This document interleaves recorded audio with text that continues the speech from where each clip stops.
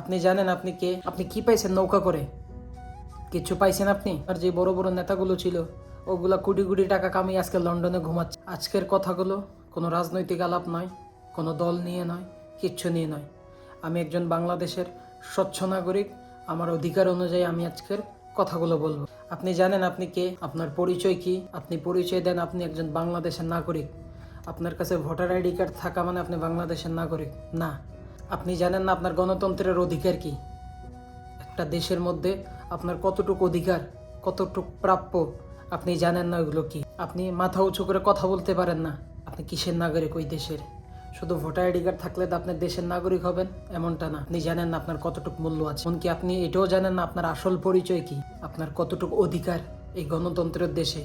আমাদের দেশ এটা কোনো রাজতন্ত্র নয়, এটা গণতন্ত্রের দেশ, সবারই সমান অধিকার। আপনি আজকে রাজনীতিতে জড়িয়ে আপনি আপনার পরিচয় হারিয়ে ফেলছেন। আপনি ভুলেই গেছেন আপনি কে? আপনি ভুলেই গেছেন আপনার গণতন্ত্রের অধিকার কি?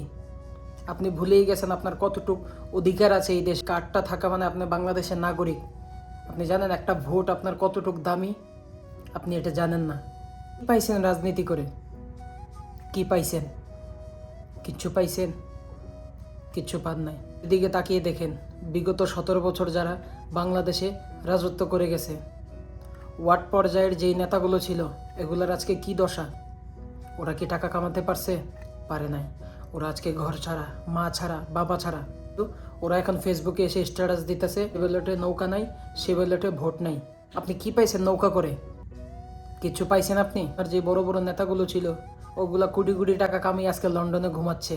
আর আপনি ছোট্ট একটা কর্মী, আপনি দলকে ভালোবাসেন দেখে আপনি ঘর ছাড়া, মা ছাড়া, বাপ ছাড়া।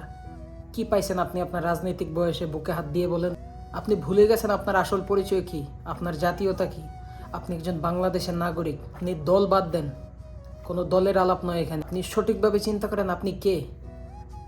আপনি একজন বাংলাদেশী, আপনার আসল পরিচয়। তো আর কিছু বলবো না, কথাগুলো এতটুকুই।